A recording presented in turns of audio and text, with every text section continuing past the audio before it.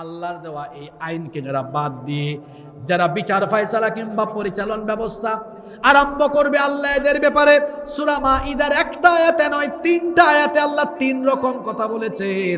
আল্লাহ তাআলা বলেছেন, ওয়ামান লাম ইয়াহকুম বিমা আনজালাল্লাহু ফাউলাইকা হুমুল কাফিরুন ফাউলাইকা হুমুল ফাসিকুন ফাউলাইকা হুমুদ যালিমুন। আর যারা আল্লাহর দেওয়া আইন অনুযায়ী বিচার ফয়সালা বা পরিচালন ব্যবস্থার নীতি গ্রহণ করে না, এরা হলো কাফের, এরা হলো জালেম, এরা হলো ফাসিক। কথা মোল্লার না আল্লাহর। আস্তে বলবেন না, জোরে বলেন। কথাটা কার? মানুষের কল্যাণে, মানব কল্যাণে কেন আল্লাহর আইন দরকারের 6 নম্বর কারণ হলো আল্লাহর দেওয়া এই আইন ছাড়া মানুষের তৈরি করা যত আইন আছে সকল আইন হলো অন্ধকার। এগুলো মানুষকে আলোর পথ, মুক্তির পথ দেখাতে পারবে না। আল্লাহ নিজেই এটা কোরআনে বলে দিয়েছেন। কোরআনে কারীমের 5 নম্বর সূরা সূরাতুল মাঈদা এর 50 নম্বর আয়াতে রব্বুল আলামিন বলছেন, আফা হুকমাল জাহিলিয়াতি ইয়াবগুন ওয়া মান আহসানু মিনাল্লাহি হুকমান লিকওমিন ইউকিনুন। আল্লাহ তাআলা বলছেন, তারা কি অন্ধকারাচ্ছন্ন জাহিলি আইন কানুন তালাশ করছে নাকি? সেটা তারা চায় নাকি? অথচ বিশ্বাসীদের জন্য আল্লাহর দেওয়া হুকুমের চাইতে উত্তম কোন হুকুম থাকতে পারে?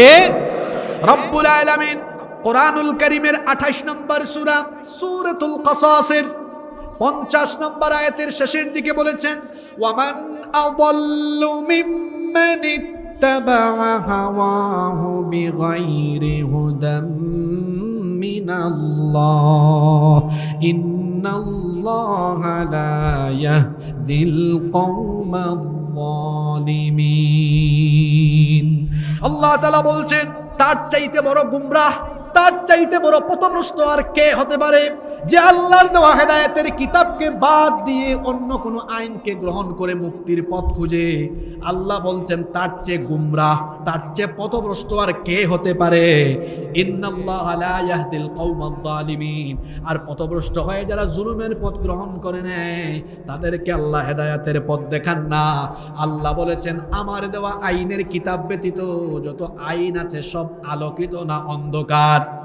আস্তে বলবেন না, জোরে বলেন। আলোকিত না অন্ধকার? আমাদের জন্য, মানুষের কল্যাণের জন্য কেন আল্লাহর আইন দরকার? তার 6 নম্বর কারণ হলো, কোরআনের আইন যদি প্রতিষ্ঠা না হয় তাহলে দেখা যাবে আল্লাহর কোরআনের অনেক আয়াত শুধুমাত্র কিতাবের পৃষ্ঠার ভেতরে বন্দী হয়ে থাকবে, বাস্তবায়ন কোনোদিন হবে। আপনারা ঘুমাই গেছেন নাকি? এই কথাটা কি বলছি ভালো করে শুনেন। যদি মানুষের কল্যাণে আল্লাহর আইন আমরা গ্রহণ না করি, কোরআনের বহু আয়াত কিতাবের ভিতরে বন্দী থাকবে, বাস্তবায়ন হবে না। বলবেন, হুজুর এগুলা কোন আয়াত? আচ্ছা বলেন তো, মুরতাদকে মৃত্যুদণ্ড দিতে হবে, এটা কি আপনাদের দায়িত্ব না সরকারের দায়িত্ব?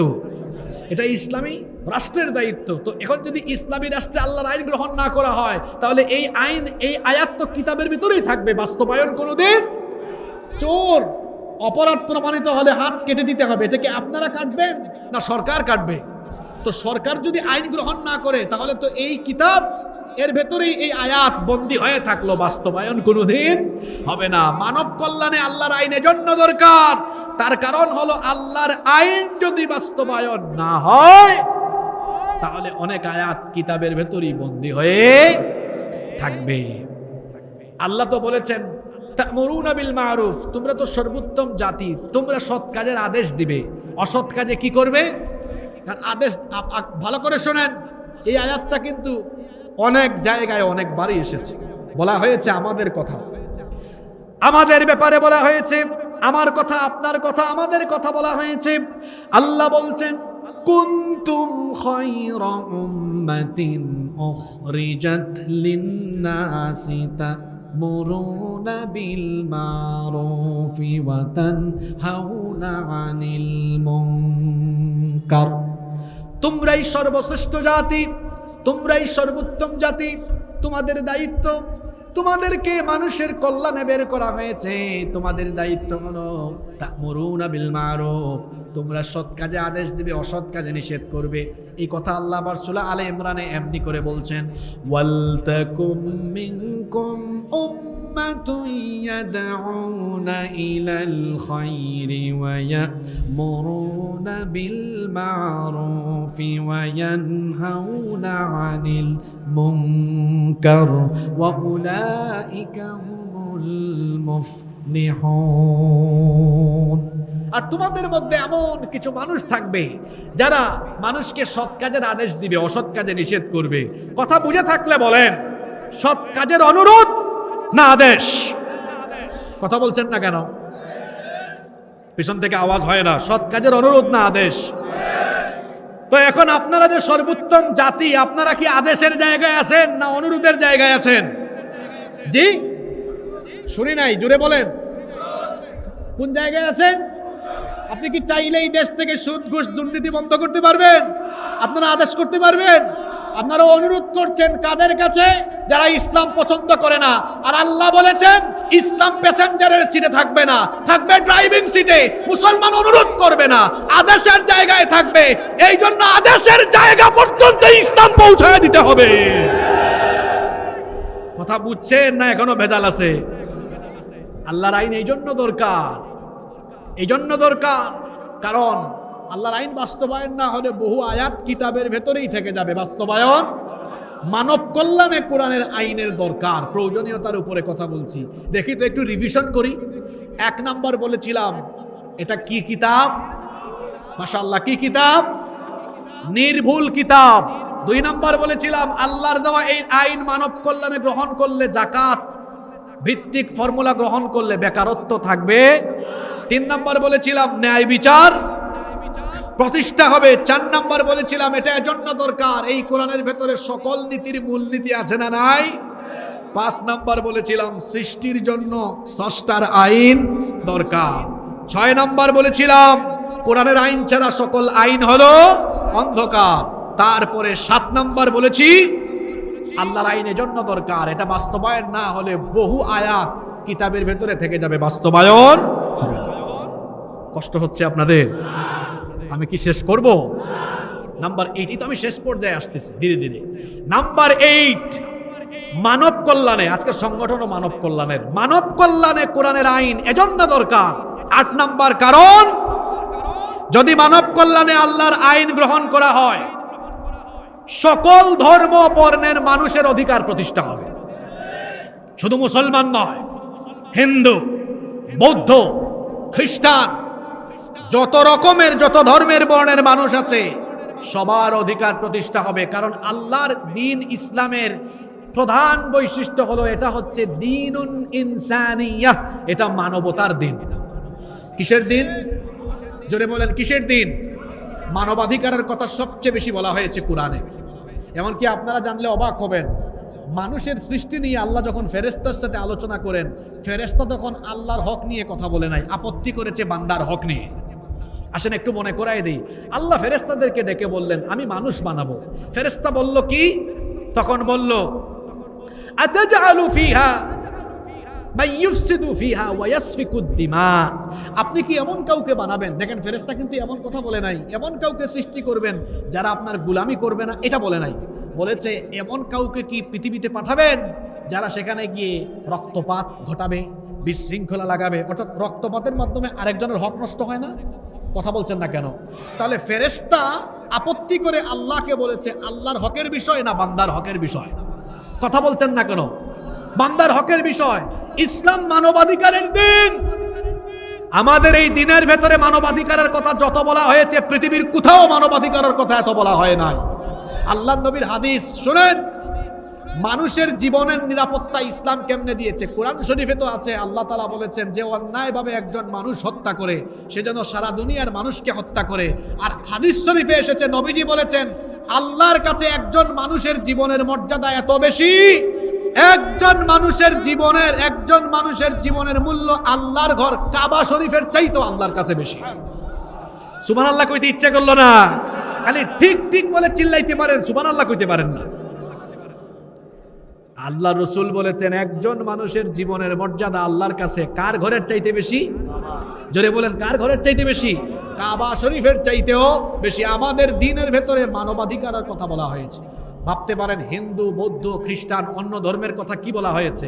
অন্য ধর্মাবলম্বীদের কথাও আমাদের কিতাবে বলা হয়েছে। রব্বুল আলামিন কোরআনুল কারীমের 6 নম্বর সূরা সূরাতুল আনআমের 108 নম্বর আয়াতে বলছেন, ওয়ালা তাসুব্বুল্লাযীনা ইয়াদউনা মিন দুনিল্লাহি ফায়াসুব্বুল্লাহা আদুওয়াম বিগাইরি ইলম কাযালিকা যায়্যানা লিকুল্লি উম্মাতিন আমালুহুম সুম্মা ইলা রাব্বিহিম মারজিউহুম ফায়ুনাব্বিউহুম বিমা কানু ইয়ামালুন। আল্লাহ তাআলা বলছেন, যারা আল্লাহকে বাদ দিয়ে অন্য কারো উপাসনা করে সেই সকল অন্য ধর্মাবলম্বীদের উপাস্যকে দেবতাকে তোমরা গালি দিও না।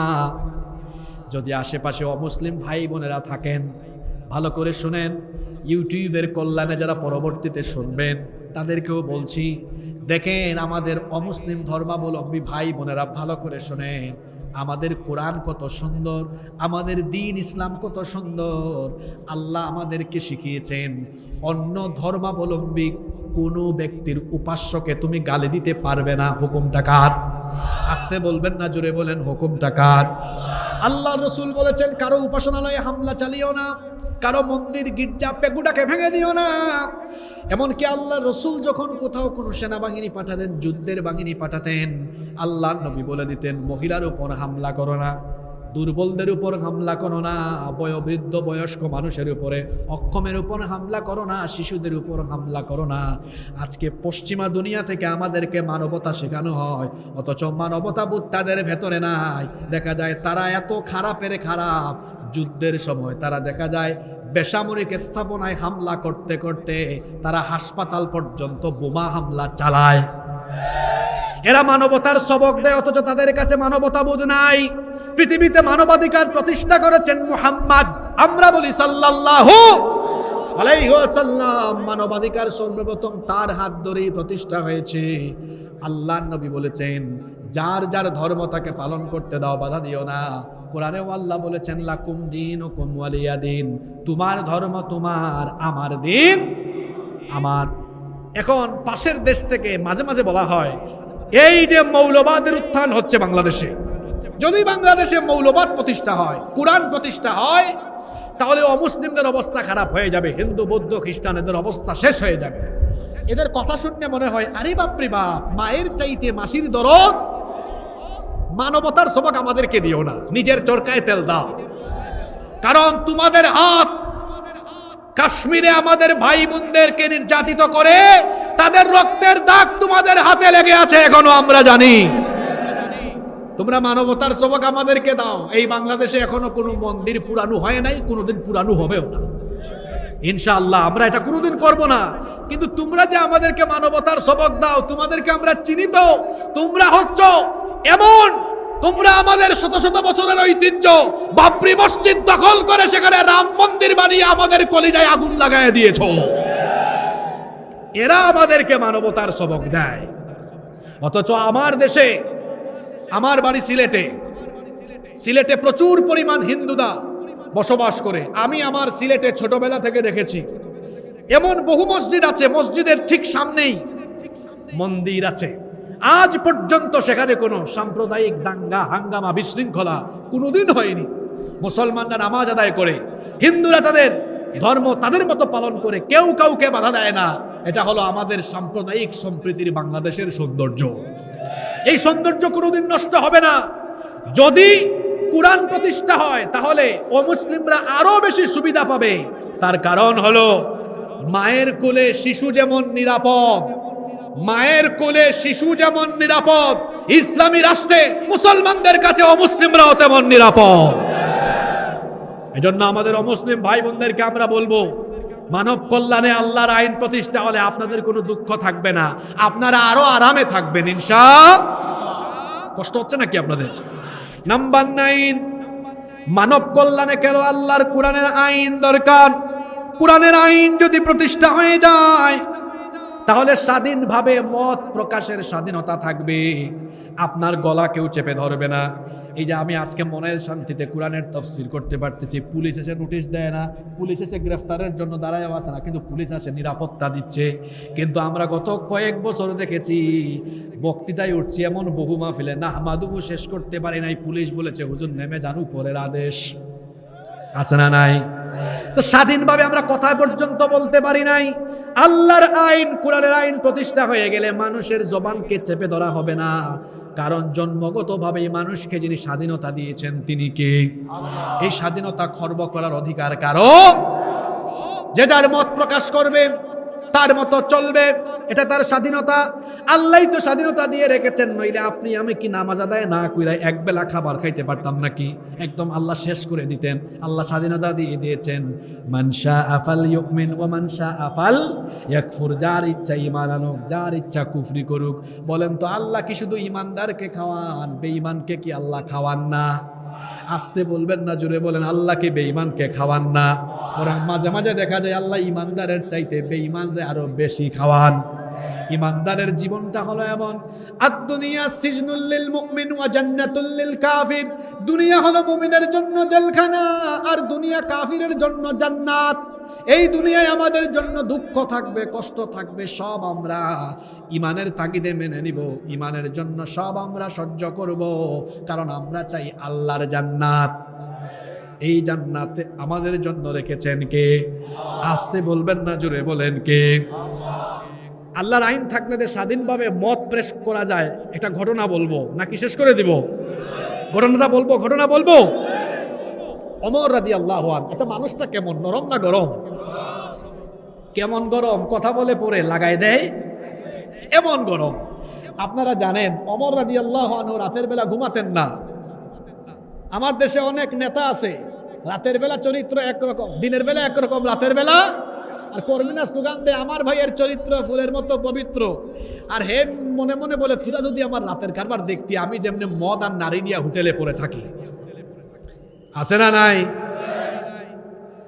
সম্মানিত ভাইয়েরা, ওমর রাদিয়াল্লাহু আনহু রাতের বেলা ঘুমাতেন না, প্রজাদের খোঁজ খবর নেওয়ার জন্য বের হয়ে যেতেন। একদিন এক বাড়িতে তিনি গানের আওয়াজ শুনলেন। কিসের আওয়াজ? গানের আওয়াজ। শোনার পরে তিনি দেয়াল টপকে বাড়ির ভেতরে ঢুকে গিয়েছেন। দেয়াল টপকে বাড়ির ভেতরে ঢুকে গিয়েছেন। ঢুকে দেখেন শুধু গান হচ্ছে না, তার সামনে মদের সুরাও আছে, নারীও। তিনি গিয়া বললেন, আল্লাহর দুশমন, তুই কি মনে করেছিস তুই গোপনে গোপনে কোনো কাজ করবি আর আল্লাহ এটা ফাঁস করে দিবেন না? এখন ওই লোকটা বলে, খলিফা আমি তো অপরাধ করলে করছি একটা, কিন্তু আপনি তো খলিফা হয়ে অপরাধ করছেন তিনটা। মুখের উপর কথা বলছে। আমার দেশে প্রেসিডেন্ট বাদ দেন, মেম্বারের সামনে বলতে পারবেন এটা? বলতে পারবেন? আর প্রেসিডেন্টের সামনে বলতেছে, শুনেন আমি তো অপরাধ করলে করছি একটা, আপনি করছেন কয়টা? কিভাবে তিনটা হলো? বললেন এক নম্বর অপরাধ হলো, কোরআনে বলা হয়েছে কারো গোপন বিষয়ে তালাশ করো না, আপনি তো গোপন বিষয়ে তালাশ করে এক নম্বর অপরাধ করেছেন। দুই নম্বর অপরাধ হলো, কোরআনে বলা হয়েছে দেয়াল টপকে এভাবে কারো বাড়িতে ঢুকতে বলা হয় নাই, বলা হয়েছে সদর দরজা দিয়ে ঢুকতে। আপনি তো সদর দরজা দিয়ে ঢুকেন নাই, করছেন দুই নম্বর অপরাধ। তিন নম্বর অপরাধ হলো, কোরআনে বলা হয়েছে কারো বাড়িতে ঢুকলে অনুমতি নিয়ে সালাম দিয়ে ঢুকতে হয়, আপনি বিনা অনুমতিতে আমার বাড়িতে ঢুকেছেন। আমি কোন পয়েন্টে ছিলাম? পয়েন্টটা মনে আছে? আল্লাহর আইন থাকলে স্বাধীনভাবে কথা বলার, মত প্রকাশের সুযোগ থাকে না, বন্ধ হয়। কথা বলছেন না কেন? এখন এই ব্যক্তি কথা বলছে কার সামনে? প্রেসিডেন্টের সামনে। বলতেছে আমি অপরাধ করেছি একটা, আপনি করছেন কয়টা? প্রেসিডেন্ট কি থাপ্পড় লাগাইছে? বলছে এই এখন জেলে ঢুকাও। আমার দেশে তো এটা করলে, আগে তো আমরা এক রাবিয়া বছরীকে দেখেছি, সাথে সাথে কি ঘর কি ঘর। ওমর রাদিয়াল্লাহু আনহু বললেন, তুমি তো ঠিকই বলছো, আমার তিনটা অপরাধ হয়েছে, ঠিক আছে মেনে নিলাম। আইন থাকলে আপনি তার সামনে কথাও বলতে পারবেন না, সুযোগ পেলে জিহ্বা কেটে ফেলবে। আজকে বলে গেলাম তো, কথা আগামীতে মিলাই নিয়ে। আল্লাহর আইন মানুষের কল্যাণে এজন্য দরকার, মানুষ স্বাধীন চেতা হয়ে নিরাপদে বাস করতে পারবে, কারণ হুকুম চলে কার? এই তো আমরা 3টা পয়েন্ট বাকি আছে। মোনাজাতের আগে উঠবেন না তো? যারা আছে এরা রিয়েল শ্রোতা, পাক্কা শ্রোতা, এরা অ্যাক্টিভ। এবার আমি বলি, এটা আগে ঘোষণা দিতে চাইছিলাম, ভাবলাম আগে ঘোষণা দিলে সবাই অ্যালার্ট হয়ে যাবে। আলোচনার পরে যারা এই 12টা পয়েন্ট শুধু পয়েন্ট সংক্ষেপে বলতে পারবে, আমি নিজে তাদেরকে এই ডায়াসে এনে পুরস্কার দিয়ে যাবো আজকে। রেডি তো সবাই? প্রস্তুত হয়ে যান। এখন বাকি 9টা, আগের 9টা কিন্তু আর রিভিশন দিব না, এখন আপনার জেহেনে আপনি নিয়ে আসেন এগুলো। নাম্বার 10, 10 নম্বরে চলে আসছি। মানব কল্যাণে আল্লাহর আইন কেন দরকার? মানুষের কল্যাণে আল্লাহর আইন এজন্য দরকার, যদি আল্লাহর আইনকে গ্রহণ করা হয় সমাজে অপরাধ আর থাকবে না, অপরাধের কবর হয়ে যাবে। অপরাধ আর থাকবে না। অপরাধের কি হবে বলছি, সবাই মনোযোগ দিয়ে শোনেন। একটা উদাহরণ দেই, জাস্ট বুঝে ফেলবেন। 71 সালে বাংলাদেশ স্বাধীনতা লাভের পরে 2025 কত বছর হলো? 54 বছর। জোরে বলেন কত বছর? আবু সাইদের এলাকার মানুষ তো এভাবে কথা বলার কথা না। কত বছর? 54 বছর। চাচারা না হয় টায়ার্ড হয়েছেন, যুবকরা তোমাদের কি হয়েছে? বিয়ের আগে এনার্জি এরকম কমে গেল কেন? হ্যাঁ, যুবক ভাইরা আছে না ঘুমায় গেছে? স্বাধীনতার কত বছর হলো দেখি তো, মাথায় হিসাবটা আছে কিনা। এই 54 বছরের মধ্যে ক্ষমতায় বেশি সময় থেকেছে পুরুষ না নারী? বলেন, পুরুষ না নারী? দেখি হিসাব কেমন রাখেন বলেন তো। 2 মহিলা মোট কত বছর? আমার কাছে আছে হিসাব, প্রায় 32 বছর। কত বছর? 30-এর উপরে। 30-এর উপরে 32 বছর। এখন 54 থেকে 32 বাদ দেন, থাকে কত? যেটা বলেন, 2 জন ভাগাভাগি করে 32, আর 22 বছর আমরা 1-2 জন না, বহুজন, মানে আমরা পুরুষরা। আমরা এগিয়ে না পিছিয়ে? জোরে বলেন, এগিয়ে না পিছিয়ে? অনেকে ভাবতেছে হুজুর এখন কি বলতে পারে, তা শুনেন কি বলবো। 32টা বছর নারীরা ক্ষমতায় থাকলো, এমন কি এমন এমন পদ এট এ টাইম, সরকার দলীয় নেতা, বিরোধী দলীয় নেতা 2 জনই নারী, স্পিকারও নারী, স্বরাষ্ট্রমন্ত্রী নারী, শিক্ষামন্ত্রী নারী। আমি কিন্তু নারী অধিকারের বিরুদ্ধে বলবো না, আগে শুনেন বলতে চাচ্ছি কি সেটা শুনেন। এট এ টাইম সরকার দলীয় নেতা, বিরোধী দলীয় নেতা, স্পিকার, শিক্ষামন্ত্রী, স্বরাষ্ট্রমন্ত্রী সব নারী। এবার আপনারা আমাকে জবাব দেন দেখি, নারীরা 32 বছর এত ক্ষমতা পাওয়ার পরেও বাংলাদেশে ধর্ষণ কি বন্ধ হয়ে গেছে নাকি? জোরে বলেন, বন্ধ হয়ে গিয়েছে? নারীরা ক্ষমতায় থাকা সত্ত্বেও কলেজে, ইউনিভার্সিটিতে আমার বোনদের শ্লীলতাহানি হয়েছে, ধর্ষণের মতো ঘটনা ঘটেছে। তাহলে বোঝা গেল নারীরা ক্ষমতায় থেকেও নারী নির্যাতন বন্ধ করতে পেরেছে? কিয়ামত পর্যন্ত পারবে? কেন? আইনটা আসলে কার? আরেকজন বলে আল্লাহ, তালে বেতাল হয়ে গেছে। আইনটা কার? এখন মানুষের আইনের নমুনাটা কেমন হয় শুনেন। এই যে গত কয়েক মাস আগে মাগুরায় আমার ছোট্ট বোন 8 বছরের, ভুলে গেলেন নাকি তার কথা? আসিয়া, মনে আছে? আমার বোনকে নরপিশাচের দল নির্মম ভাবে ধর্ষণ করলো। আমার বোনটা হাসপাতালে কাতরাতে কাতরাতে দুনিয়া ছেড়ে চলে গেল। এখন এই ধর্ষকগুলো বিচার হয়েছে না এখনো বেঁচে আছে? কথা বলছেন না কেন? কথা বলেন, কথা বলেন। এবার শুনেন, মানুষের তৈরি করা যে আইন থাকার ফলে আমার ধর্ষিতা বোন কবরে যায় আর তার ধর্ষক বেঁচে থাকে, সেই আইনের মুখে আমি লাথি মারি। মানুষের তৈরি করা যে আইন থাকার ফলে ধর্ষক বছরের পর বছর ফুলের মালা দিয়ে রাস্তায় রাস্তায় ঘুরে, সে আইনের মুখে আমি ঝাড়ু নিক্ষেপ করি। 32 বছর নারীরা ক্ষমতায় থেকেও নারী নির্যাতন বন্ধ করতে পারে নাই। আমার রসুলকে আল্লাহ এমন এক অজ্ঞতা, বর্বরতা, নিষ্ঠুরতার সমাজে পাঠিয়েছেন। এরা তো আরো খারাপ। মেয়ে জন্ম নিলেই কি করেছে? জীবিত পুঁতে ফেলেছে। রাস্তাঘাটে শাক সবজি মাছ যেভাবে কেনা বেচা হয়, নারীদেরকে তারা কিনে কিনে বিবাহ শাদী ছাড়া পণ্যের মতো ভোগ করেছে। সেই সমাজে আল্লাহর নবী এসে আল্লাহর দেওয়া কোরআনের আইনের ভিত্তিতে নারীকে এমন মর্যাদা দিলেন, বললেন কারো ঘরে মেয়ে জন্ম নিলে মেরে ফেলো না, এটাকে আদর দিয়ে ভালোবাসা দিয়ে লালন পালন করো। করলে কি হবে? দুইটা আঙ্গুল দেখায় বললেন কিয়ামতে আমার সাথে এইভাবে এক জান্নাতে থাকবে।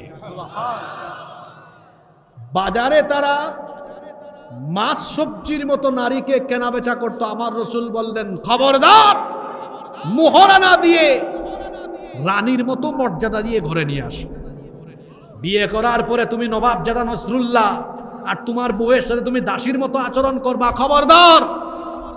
তার সাথে সদাচার উত্তম আচরণ করো। তোমাদের মধ্যে সেই সবচেয়ে ভালো যে তার বউয়ের কাছে ভালো। বলেছেন কে? মুহাম্মদ সাল্লাল্লাহু। তাহলে বলেন, শত শত বছর ধরে নারীদের উপরে চলা নির্যাতন আল্লাহর দেওয়া আইনের ভিত্তিতে এর কবর রচিত হলো কি হলো না?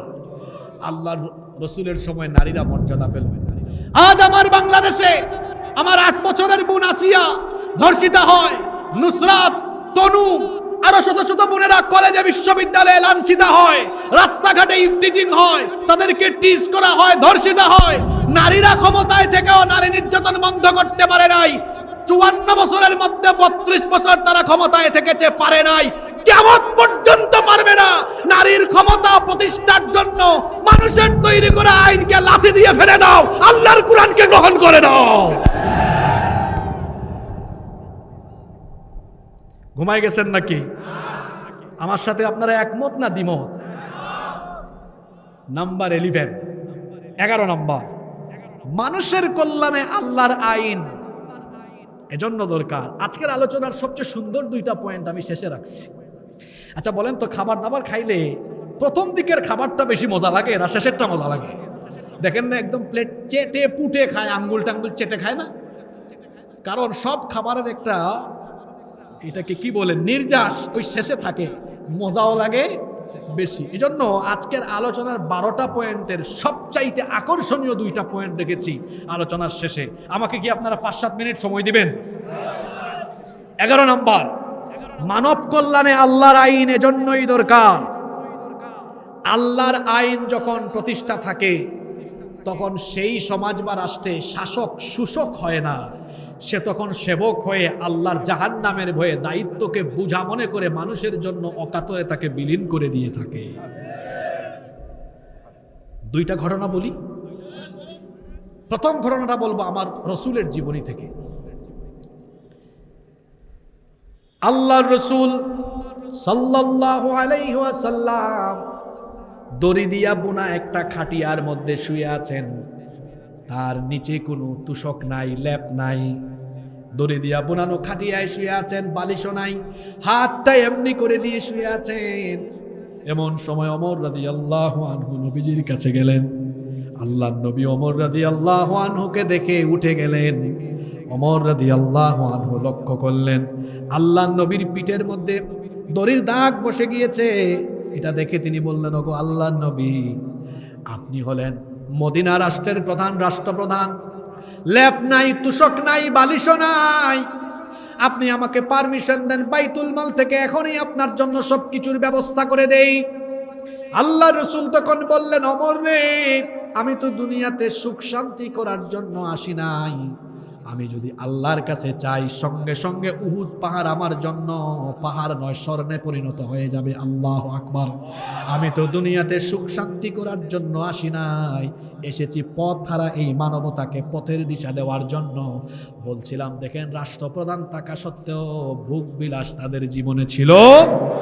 আর ওমর রাদিয়াল্লাহু আনহুর একটা ঘটনা শুনেন। তিনি যখন রাষ্ট্রপ্রধান, আর তিনি তো এমন রাষ্ট্রপ্রধান ছিলেন, অর্ধ দুনিয়ার শাসনকর্তা ছিলেন, অর্ধ পৃথিবীকে শাসন করেছেন। একবার তিনি তার ঘরের ভেতরে মোমবাতির আগুন জ্বালিয়ে কাজ করছেন। সেই যুগেতে এইরকম ইলেকট্রিক্যাল লাইট ছিল না, বিদ্যুৎ ছিল না। মোমবাতির আলো জ্বালিয়ে কাজ করছেন। এমন সময় তার কিছু আত্মীয় স্বজন দেখা করার জন্য গেলেন, দরজার সামনে গিয়ে দরজা নক করলেন। মহামান্য খলিফা ভেতরে আসবো নাকি? তিনি বললেন না, একটু ওয়েট করো, দাঁড়াও, অপেক্ষা করো। দরজায় দাঁড় করিয়ে রেখে তিনি এবার তার সামনে থাকা মোমবাতির আগুন ফু দিয়ে নিভিয়ে দিলেন। নতুন করে আরেকটা মোমবাতিতে আগুন ধরালেন। বললেন এবার তোমরা ভেতরে ঢুকো। এবার তারা ভেতরে চলে আসলো। এসে জিজ্ঞেস করলো, আমিরুল মুমিনিন, আপনার সামনে তো মোমবাতির আগুন জ্বালানোই ছিল, সেটা কেন ফু দিয়ে নিভালেন আর নতুন করে আরেকটা মোমবাতিতে আগুন ধরালেন? তখন তিনি বললেন, তোমরা আসার আগ পর্যন্ত জনগণের টাকায় কেনা মোমবাতির আলো জ্বালিয়ে আমি জনগণের কল্যাণে অফিসিয়াল কাজ করছিলাম। তোমরা যখন এসে ভেতরে ঢোকার জন্য অনুমতি চাইলে, মনে মনে চিন্তা করলাম জনগণের পয়সায় কেনা মোমবাতির আগুন জ্বালিয়ে যদি তোমাদের সাথে আমি কথাবার্তা বলে, ব্যক্তিগত কথা বলে সময় নষ্ট করি, জনগণের আমানতের খেয়ানত হয়ে যাবে, জনগণের পয়সা ধ্বংস হবে, রাষ্ট্রের আমানতের যে দায়িত্ব আমার উপর আছে দায়িত্বের খেয়ানত হয়ে যাবে। এই ভয়টা যখন আমার অন্তরে চলে আসলো, সঙ্গে সঙ্গে আমি জনগণের পয়সায় কেনা এই মোমবাতির আগুন ফু দিয়ে নিভিয়ে নিজের টাকায় কেনা মোমবাতির আগুন জ্বালিয়ে তোমাদের সাথে কথা বলছি। এটা আল্লাহর আইনের শাসনের নমুনা। কার আইনের? আরেকটা ঘটনা মনে পড়ে গেছে, বলবো নাকি? ওমর রাদিয়াল্লাহু আনহু রাতের বেলা বের হয়েছেন, দেখেন এক মহিলা তাঁবুর পাশে পাতিলের মধ্যে কি জানি রান্না করে, আর তার পাশেই তার বাচ্চারা কান্না করতেছে। তিনি কাছে গিয়ে বললেন, মহিলা তোমার বাচ্চারা কান্না করে কেন? মহিলা বললেন, আমার বাচ্চারা কয়েকদিন ধরে ক্ষুধার্ত, কয়েকটা দিন ধরে খায় না, পেট খালি, ক্ষুধার্ত, এজন্য কান্না করে। তিনি বললেন, তো চুলার মধ্যে কি রান্না করতেছো, তাড়াতাড়ি দাও না কেন? মহিলা বলল, চুলার মধ্যে তো কিছুই নাই, আমি পানি গরম করে সেখানে পাথর দিয়ে পাথর নাড়াচাড়া করতেছি, যাতে বাচ্চারা মনে করে খাবার রান্না করতেছি। আর এটা দেখে যেন কাঁদতে কাঁদতে তারা যেন টায়ার্ড হয়ে ক্লান্ত হয়ে ঘুমায় যায়, সান্ত্বনা দেওয়ার জন্য আমি এটা করতেছি। ওমর রাদিয়াল্লাহু আনহু এটা শুনেই কেঁদে ফেললেন। মহিলা বললেন, ও পথিক, তুমি আমার দুঃখে কেন কান্না করছো?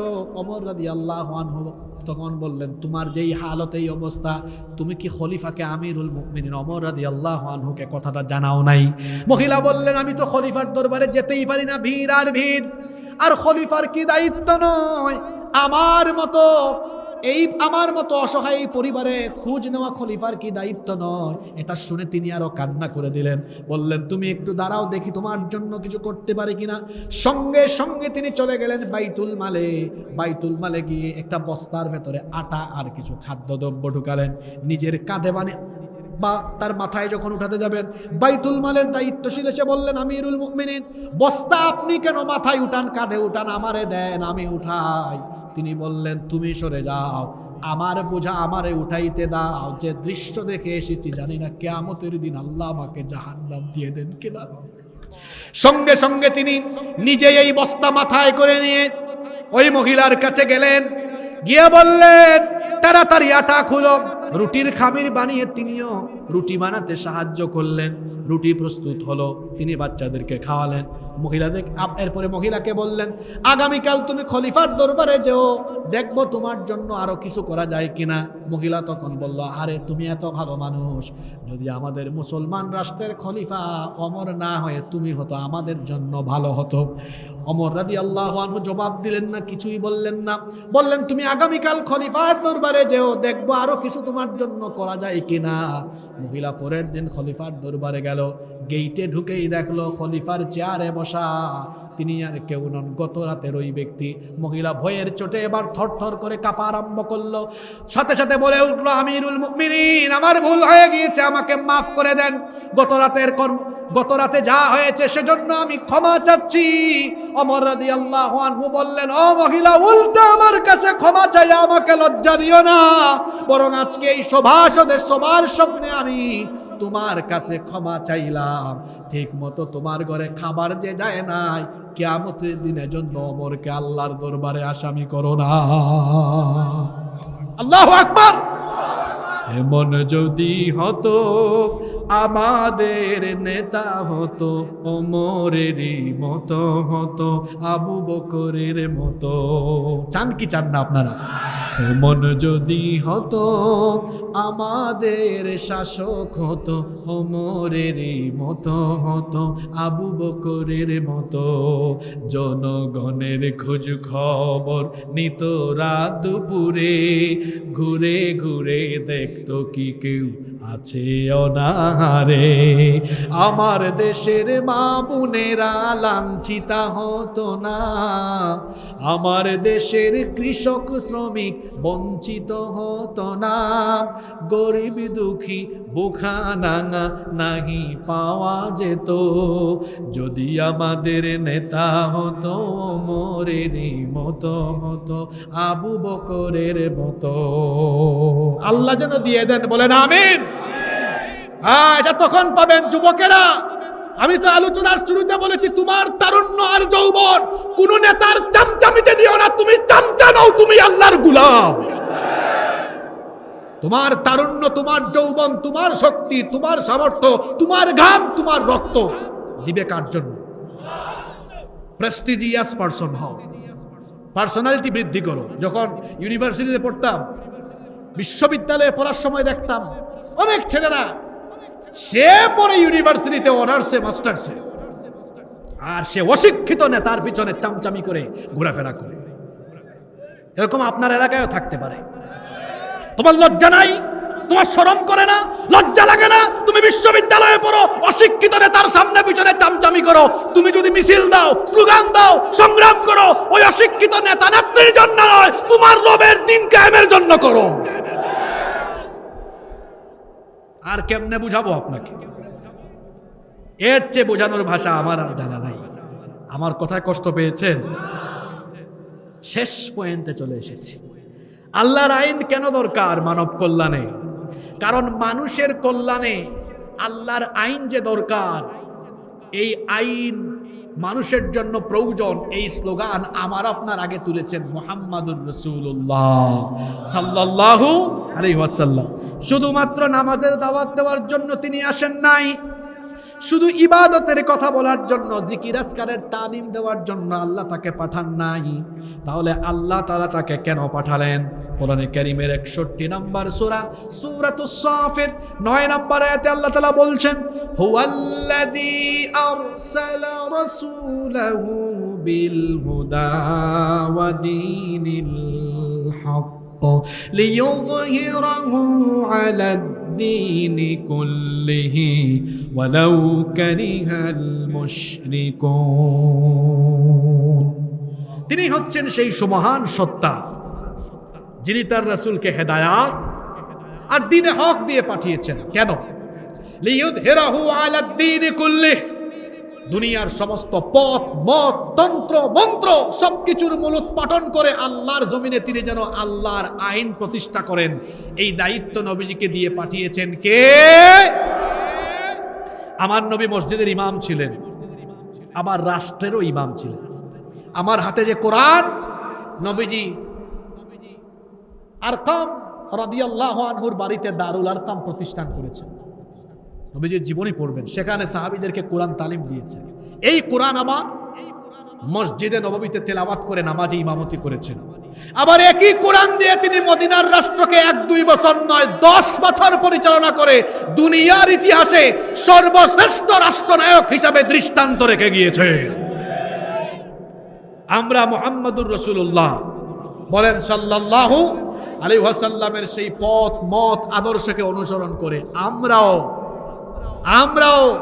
সেই পথের পথিক হয়ে আল্লাহর রাসূলের আদর্শ জমিনে বাস্তবায়ন করতে চাই কি চাই না জোরে বলেন চাই কি চাই না কেন আমাদের জন্য আল্লাহর আইন দরকার তার কারণ হলো মানুষ আইন বানাতে গেলে সে ভুল করতে পারে ভুলে যাওয়ার সম্ভাবনা আছে মানুষ তো এমন সকালে যা বলে বিকেলে তা ভুলে যায় কিংবা রাতে তা ভুলে যেতে পারে অথবা আজকে ভুল করবে আগামীকাল আবার সেটা ঠিক করবে কিন্তু এই কোরআন যিনি নাজিল করেছেন সেই আমার রব তিনি কোনো কিছু ভুলেও যান না আবার তিনি কখনো কোনো ভুলও করেন না এজন্য রব্বুল আলামিন কোরআনে কারীমের রব্বুল আলামিন কোরআনে কারীমের 20 নম্বর সূরা সূরাতুত তাহা এর 52 নম্বর আয়াতের শেষাংশে বললেন মুসা নবী বলেছিলেন আমার রবের পরিচয় হলো লা ইয়াদিল্লু রাব্বি ওয়া লা ইয়ানসা। আমার রব তিনি ভুলেও যান না, ভুল করেন না, তিনি কখনো পথ থেকে, সঠিক পথ থেকে বিচ্যুত হন না, যিনি আগের পরের সব খবর জানেন এবং যিনি সকল প্রকার দুর্বলতা অক্ষমতা থেকে মুক্ত। সবাই বলেন তো তিনি কে? আজকে আমার ভাই একটা আইন বানালেন, 5 বছর পরে আমি যদি ক্ষমতা পাই, আমি এই আইনটাকে এমনভাবে সংশোধন করব যাতে আমার দল, আমার লোকজন, আমার দলের পক্ষে এটা থাকে, আমি যেন ক্ষমতায় থাকতে পারি। আমার পরে আরেকজন ভাই পেলেন, উনিও তখন উনার মতো করে আইন সংশোধন করে নেবেন। মনে রাখবেন, যে আইন যখন সংশোধন করে সে জনগণের কথা চিন্তা করে সংশোধন করে না, আগে তার নিজের আর দলের কথা চিন্তা করে আইন সংশোধন করে। মানুষ স্বার্থপর, এজন্য আল্লাহ তাআলা মানুষের জন্য গুরুত্বপূর্ণ, প্রয়োজনীয়, নিত্য প্রয়োজনীয় জিনিস আল্লাহ মানুষের হাতে দেন নাই, আল্লাহ নিজের কাছে রেখেছেন। যেমন সূর্যের আলো, চন্দ্র, তারকা, আগুন, বাতাস, পানি, এগুলো যদি আল্লাহ তার নিজের হাতে না রেখে আমাদের হাতে দিতেন, তাহলে আমরা যে স্বার্থপরের স্বার্থপর, আমরা বলতাম আমার বিরোধিতা বন্ধ করে আনুগত্য করার আগ পর্যন্ত বৃষ্টির পানি বন্ধ, সূর্যের আলো বন্ধ। দেখেন না, এমন স্বার্থপর, একটু সুযোগ পাইলে ইন্টারনেটই বন্ধ করে দেয়। আর তাদের হাতে যদি সূর্যের আলো, পানি, বাতাস, আলো থাকতো, তাহলে বলতো না খাওয়া মেরে ফেলবো যতক্ষণ না আমাদের সামনে মাথা নত করবা। এই মানুষের তৈরি করা আইন দিয়ে আল্লাহর কসম আপনাদের ভাগ্যের পরিবর্তন হবে না। মানুষের তৈরি করা আইনকে লাথি দিয়ে ফেলে দেন, আল্লাহর কোরআনের আইনকে গ্রহণ করে নেন। সম্মানিত রংপুরবাসী, মানুষের তৈরি করা আইন আমাদের কল্যাণ বয়ে আনতে পারবে না, পারবে না। আল্লাহর আইন দরকার। 1 নম্বর কারণ বলেছি কেন? কারণ এটা নির্ভুল কিতাব। এই কিতাবে কোনো ভুল আছে? জোরে বলেন, কোনো ভুল আছে? নাম্বার 2 নম্বর, কেন মানবতার কল্যাণের জন্য আল্লাহর আইন দরকার? একটু আগে আমার ভাই আখতার হোসেন খুব চমৎকার বক্তব্য দিয়েছেন এবং রিজিকের চমৎকার এক ডেফিনেশন তিনি দিয়েছেন। রিজিকের ডেফিনেশন আসলে এটাই। এই যে আমি এখন কথা বলতে পারছি, এই যে একটা সুন্দর পরিবেশে আয়োজক কমিটি পুলিশের কাছে গিয়ে পারমিশন নেওয়া ছাড়া আয়োজন করেছেন, এটাও কিন্তু রিজিক। কারণ 2-3 বছর আগে আপনারা মাহফিল আয়োজন করতে হলে জুতার তলা হাঁটতে হাঁটতে ক্ষয় হয়ে গিয়েছে। এই যে এখন কি কারো কাছ থেকে পারমিশন নেওয়া লাগছে নাকি? এটাও রিজিক। এটাও কি রিজিক? তো আমি বলছিলাম কেন মানুষের কল্যাণে আইন দরকার। আসলে সবার আগে মানুষের পেট ঠান্ডা করা দরকার। পেট ঠান্ডা করা দরকার না? আপনার সামনে খাবার থাকবে, নামাজেরও ওয়াক্ত হয়ে গেছে, তখন মাসালা কি? আপনি কি আগে খাবেন না আগে নামাজ আদায় করবেন? আগে খাবেন, না খাইলে তো নামাজে মনোযোগও থাকবে না। শোনেন, 54টা বছর ধরে আমার দেশ বড় নির্যাতিত। গরিব মানুষের গরিবী হালত গেল না, দুঃখী মানুষের দুঃখ কষ্ট গেল না। এখনো মানুষ, অনেক এলাকার মানুষ ঠিকমতো খাইতে পারে না। এখনো মানুষ দারিদ্রতার করাল গ্রাসে নিমজ্জিত। আমাদের দারিদ্রতা কমলো না, বেকারত্ব গেল না, কর্মসংস্থান হলো না। আমাদেরকে অনেকে অনেক সময় বলে যে হুজুরদের অবদান কি? হুজুরদের অবদান কি? আমাদের কথা তো আপনি মানবেন না, তাহলে নেন এবার আল্লাহর কোরআন থেকে অর্থনৈতিক ফর্মুলা। এটা যদি মেনটেন করতে পারেন, 10 বছর পরে বাংলাদেশে আপনি হারিকেন দিয়ে খুঁজেও একজন গরিব মানুষ খুঁজে পাবেন না। সেই ফর্মুলা আমার দেওয়া নয়, সেই ফর্মুলা যাকাতের ফর্মুলা। এটা দিয়েছেন কে? কেন মানুষের কল্যাণে আল্লাহর আইন দরকার? 2 নম্বর কারণ হলো, আল্লাহর আইন গ্রহণ করার ফলে যদি যাকাত ব্যবস্থাপনা প্রতিষ্ঠিত হয়ে যায়, আল্লাহ তাআলা বলছেন এটা তো মুমিনদের দায়িত্ব হয়ে যাবে। সূরা হজের মধ্যে আল্লাহ তাআলা বলছেন, যারা পারেন আমার সাথে তিলাওয়াত করেন, আল্লাযীনা ইম্মাক্কান্নাহুম ফিল আরদি আকামুস সালাতা ওয়া আতাবুজ যাকাতা ওয়া আমারু বিল মা'রুফি ওয়া নাহাউ আনিল মুনকার ওয়ালিল্লাহি আকিবাতুল উমুর।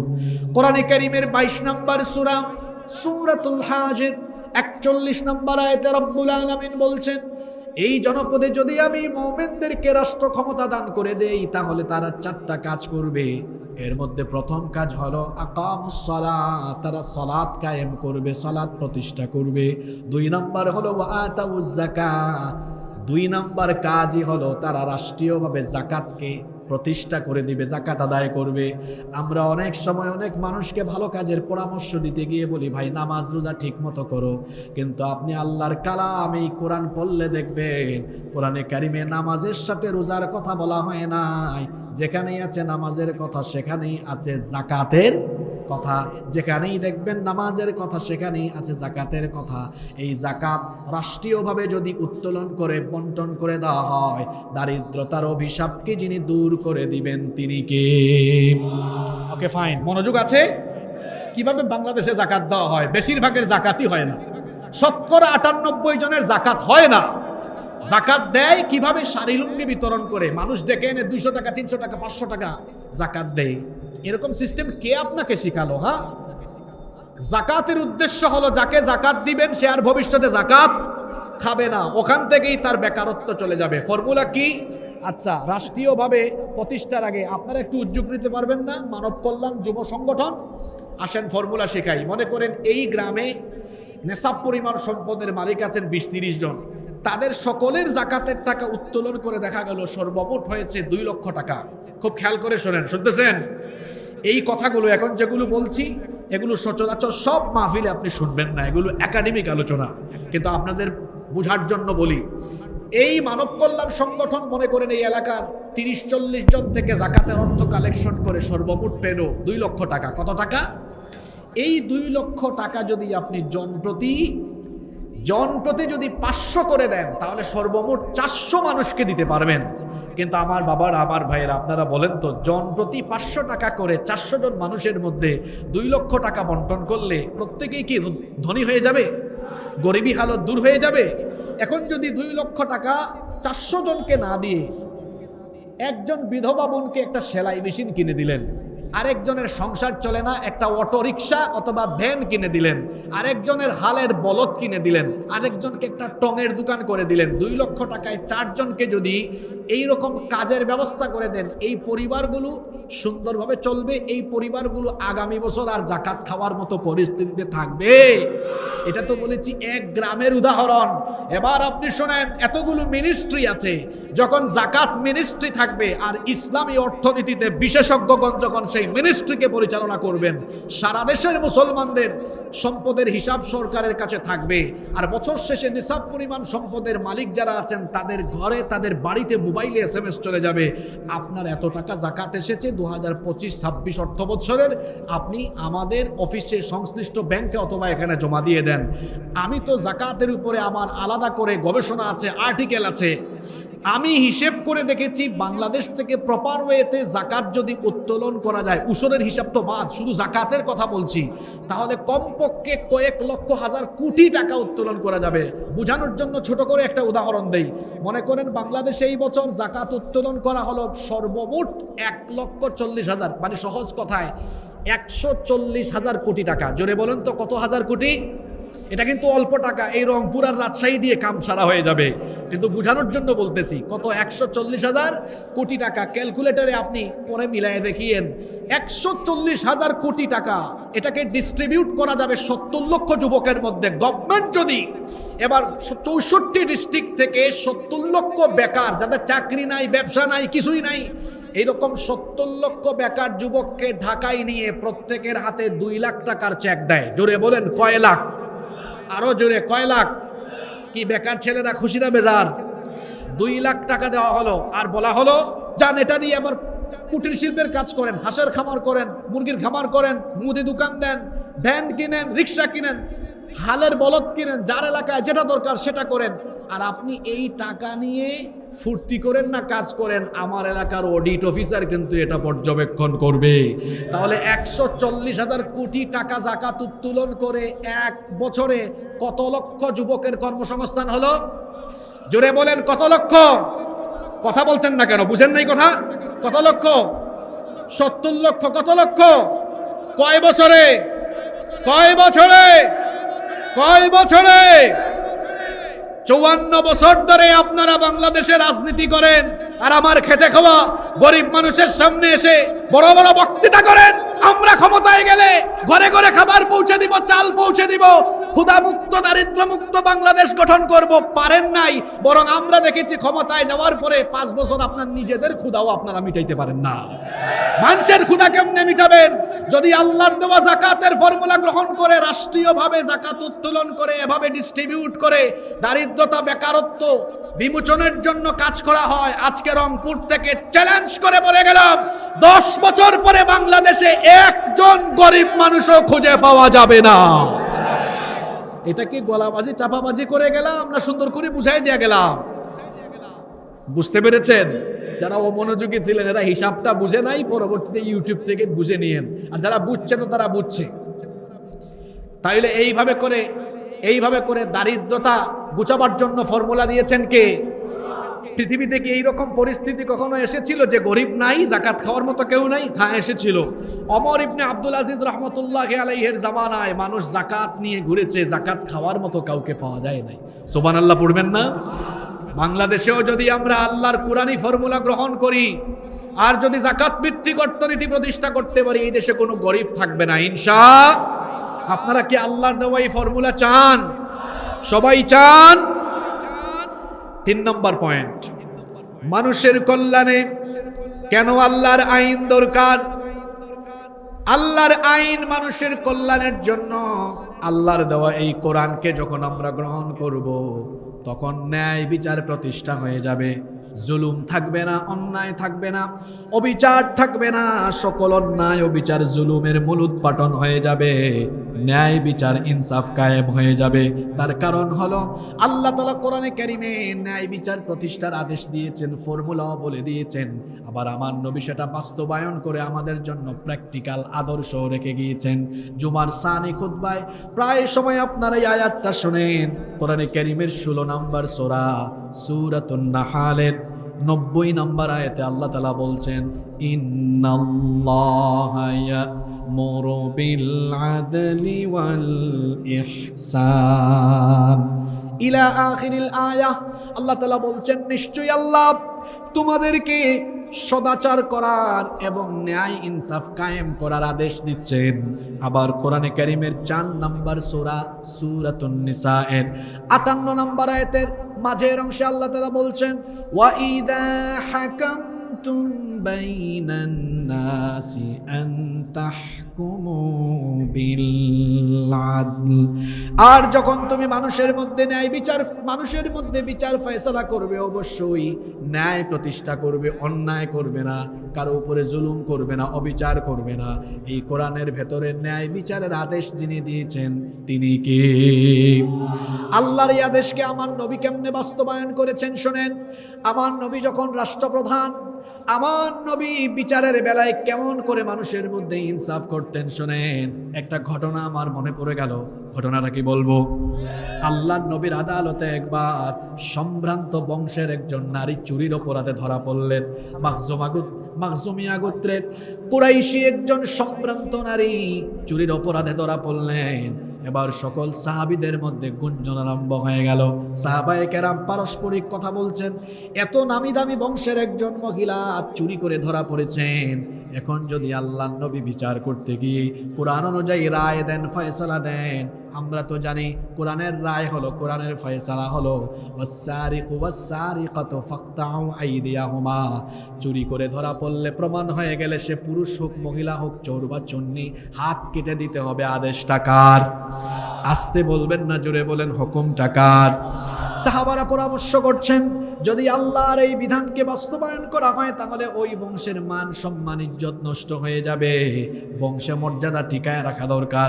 সাহাবীরা পরামর্শ করছেন নবীজির কাছে একটু সুপারিশ নিয়ে যাওয়া উচিত, যেন নবীজি রায় দেওয়ার সময় রায়টা একটু হালকা করে দেন।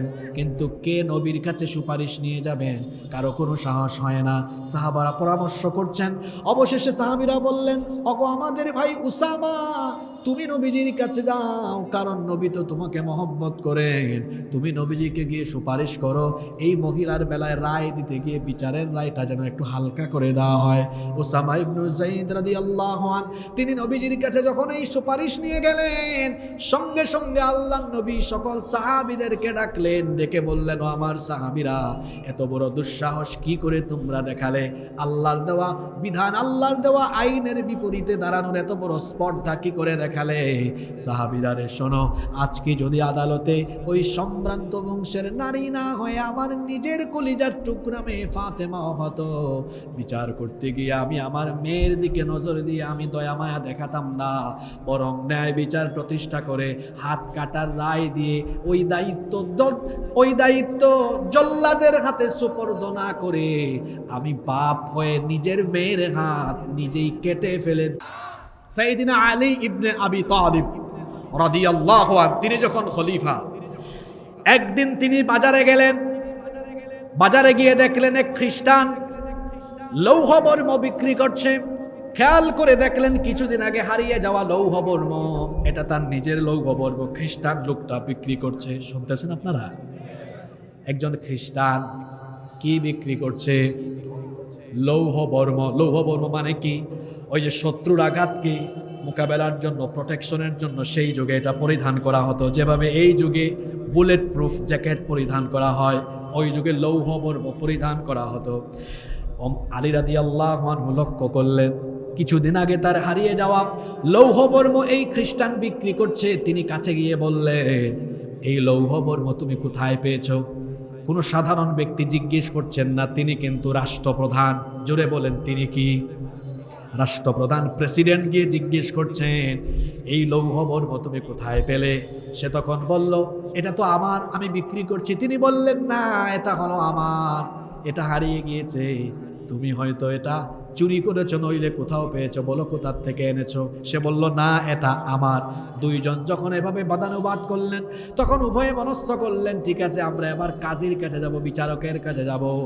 তখন উভয়েই বিচারকের কাছে গেলেন। সেই সময় প্রধান বিচারপতি ছিলেন কাজী শুরাইহ রাদিয়াল্লাহু আনহু। কেমন বিচারপতি ছিলেন, কেমন সাহাবী! ওমর রাদিয়াল্লাহু আনহুর জামানা থেকে মুয়াবিয়া রাদিয়াল্লাহু আনহুর জামানা পর্যন্ত 60 বছর প্রধান বিচারপতির দায়িত্ব পালন করেছেন। আল্লাহু আকবার! কত বছর? বিজ্ঞ বিচারপতি। তার কাছে যখন যাওয়া হলো, প্রধান বিচারপতি খ্রিস্টানকে জিজ্ঞেস করলেন, আচ্ছা মামলাটা কি শুনি, বলো তো লৌহ বর্ম কার? খ্রিস্টান বলল, এটা আমার। এবার খলিফাকে জিজ্ঞেস করলেন, এই লৌহ বর্মটা আসলে কি তার না আপনার? খলিফা বললেন, এটা আমার। এখন জিনিস কয়টা? ঘুমায় গেলেন নাকি?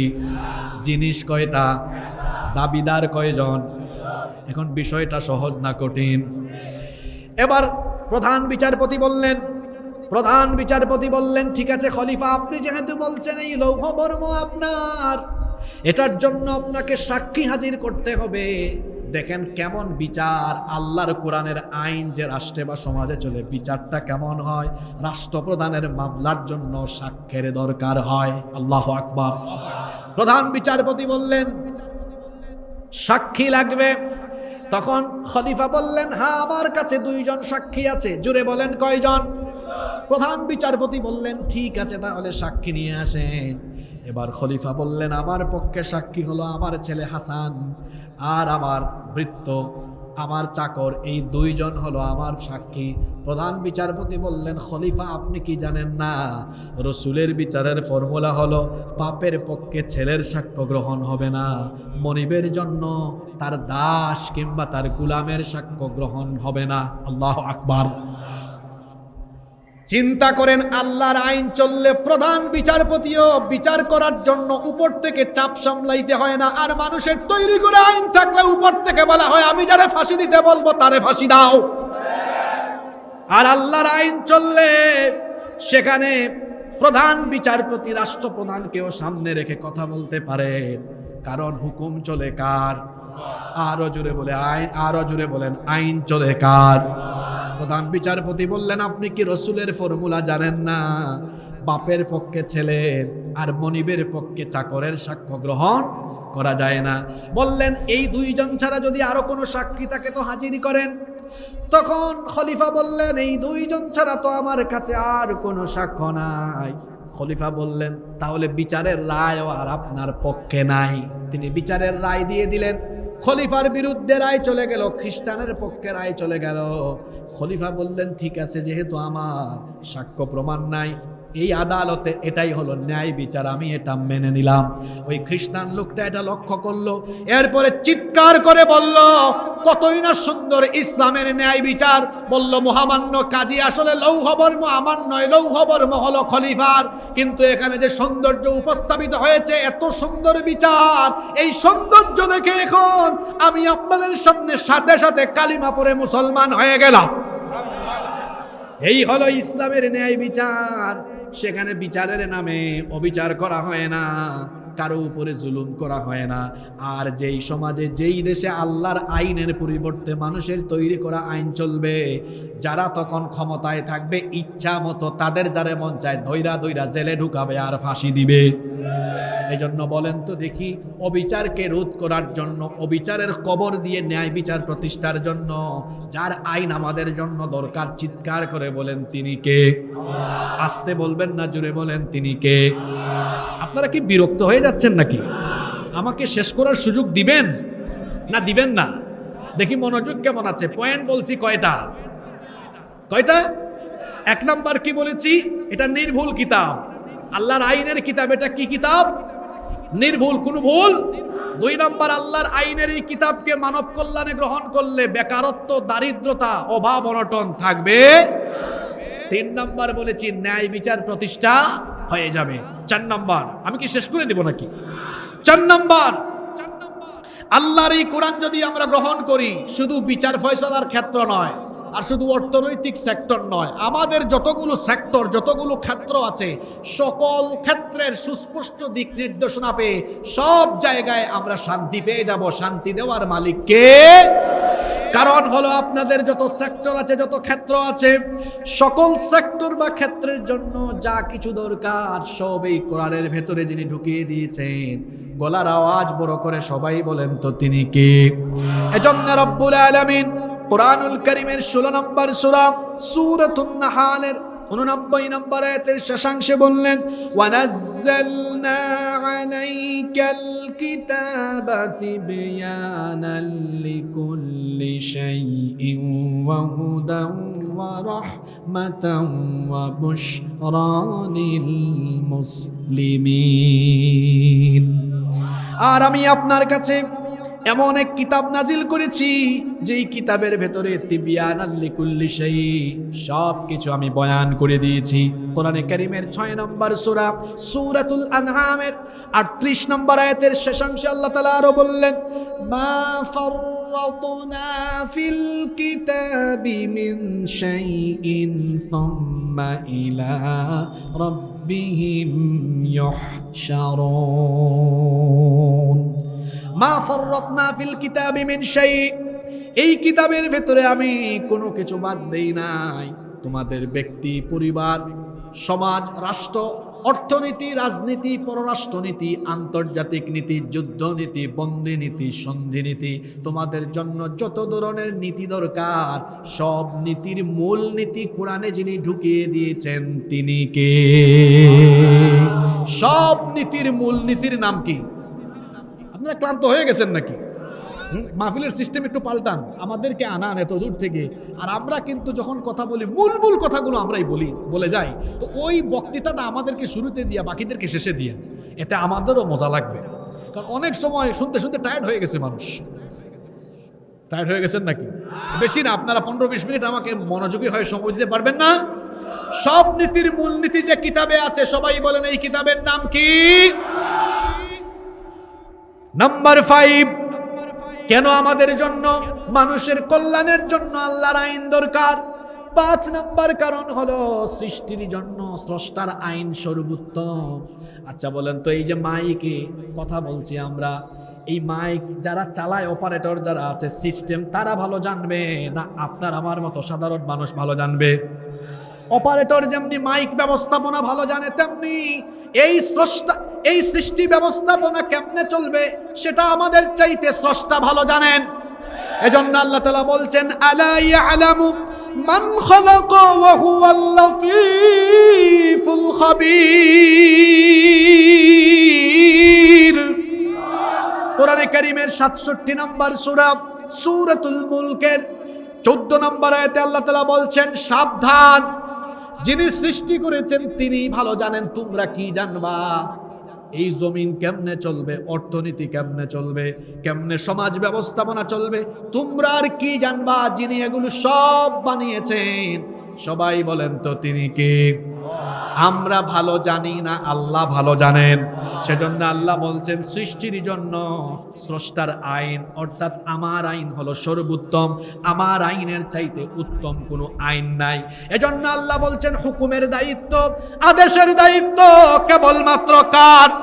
এজন্য আল্লাহ কোরআনে কারীমের 12 নম্বর সূরা ইউসুফের 67 নম্বর আয়াতে বলে দিয়েছেন ইনিল হুকমু ইল্লা লিল্লাহ,